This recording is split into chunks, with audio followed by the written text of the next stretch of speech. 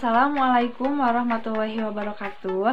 Perkenalkan, nama saya Nanda Nurhamida. Saya dari 11 Keperawatan 2 SMK Adidaya Nusantara, dan saya di sini akan mempresentasikan hasil akhir laporan praktik kerja lapangan yang bertempat di RSUD Cikalong Wetan. Lamanya saya di sana PKL atau praktik kerja lapangan kurang lebih 3 bulan. Jadi di sini saya akan membawakan video yang berjudul tentang penyakit DHF.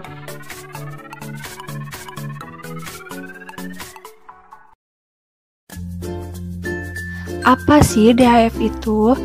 DHF adalah penyakit virus di daerah tropis yang ditularkan oleh nyamuk Aedes aegypti dan ditandai dengan demam, nyeri kepala, nyeri pada tungkai, dan ruam.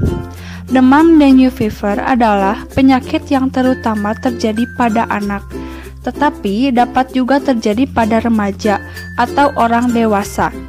Dengan tanda-tanda klinis demam, nyeri otot atau sendi yang disertai leukopenia dengan atau tanpa ruam, dan invadenopati, demam bifasik, sakit kepala yang hebat, nyeri pada pergerakan bola mata, rasa pengecap yang terganggu, trombositopenia, dan bintik-bintik pendarahan atau teki spontan. Penyakit DBD mempunyai perjalanan penyakit yang sangat cepat dan sering menjadi fatal karena banyak pasien yang meninggal akibat penanganan yang terlambat. Demam berdarah dengue atau DBD disebut juga dengan dengue hemorrhagic fever atau DHF, dengue fever atau DF, demam dengue, dan dengue shock syndrome atau DSS.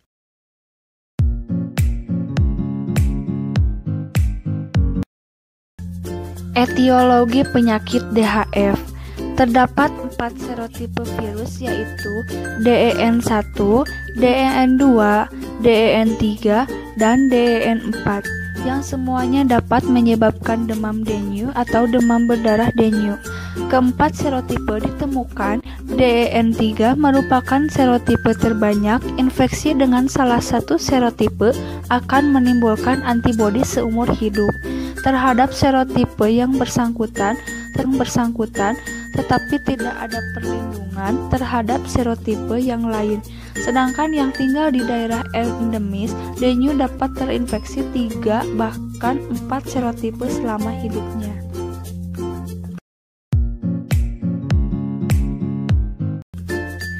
Patofisiologi pada penyakit DHF. Virus dengue yang telah masuk ke tubuh penderita akan menimbulkan viremia. Hal tersebut akan menimbulkan reaksi oleh pusat pengatur suhu di hipotalamus sehingga menyebabkan terjadinya pelepasan zat bradikinin, serotinin, trombin, dan histamin. Terjadinya peningkatan suhu. Selain itu, viremia pelebaran pada dinding pembuluh darah yang menyebabkan perpindahan cairan dan plasma dari intravaskuler ke intrasisel yang menyebabkan hipolemia, trombositopenia, dan terjadi akibat dari penurunan produksi trombosit sebagai reaksi dari antibodi melawan virus.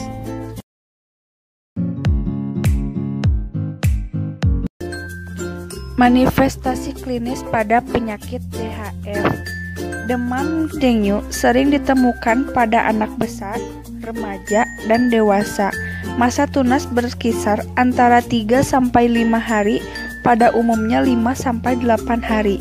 Awal penyakit biasanya mendadak disertai gejala prodromal seperti kepala, nyeri bagian tengah tubuh, anoreksia, menggigil, dan malaise. Dijumpai trias sindrom, yaitu demam tinggi, nyeri pada anggota badan, dan timbulnya ruam. Pada umumnya, suhu tubuh menurun namun masih di atas normal, kemudian suhu tinggi kembali. Gejala lain dapat ditemukan berupa gangguan pencernaan atau diare atau konstipasi, nyeri perut, tenggorokan, dan depresi. Menurut saya, untuk mencegah perkembangbiakan jentik nyamuk, hal yang harus dilakukan adalah 1. Jaga kebersihan diri sendiri dan lingkungan sekitar. 2. Jangan membuang sampah sembarangan, terutama sampah plastik. 3. Menguras bak kamar mandi kurang lebih 1-2 kali dalam 1 minggu. 4. Bersihkan atau membuang genangan air yang berada di sekitar rumah. Yang kelima, rajin mencuci tangan 6 langkah sebelum makan dan sesudah melakukan kegiatan.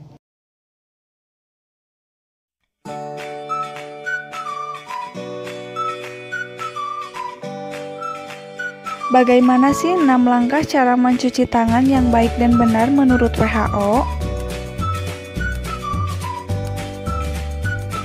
Yang pertama, tuangkan cairan hand scrub pada telapak tangan, kemudian usap dan gosok kedua telapak tangan secara lembut dengan arah memutar. Yang kedua, usap dan gosok juga kedua punggung tangan secara bergantian. Yang ketiga, gosok sela-sela jari tangan hingga bersih. Yang keempat, bersihkan ujung jari secara bergantian dengan posisi saling mengunci. Yang kelima, gosok dan putar kedua ibu jari secara bergantian. Yang keenam, letakkan ujung jari ke telapak tangan, kemudian gosok perlahan secara bergantian.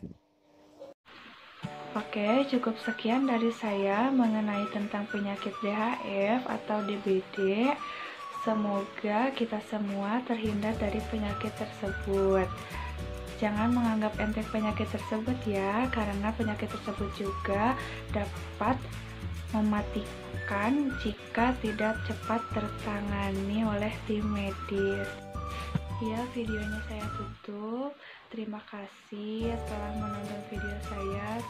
Semoga bermanfaat dan maaf bila ada salah kata. Wabillahi taufiq wal hidayah. Wassalamualaikum warahmatullahi wabarakatuh.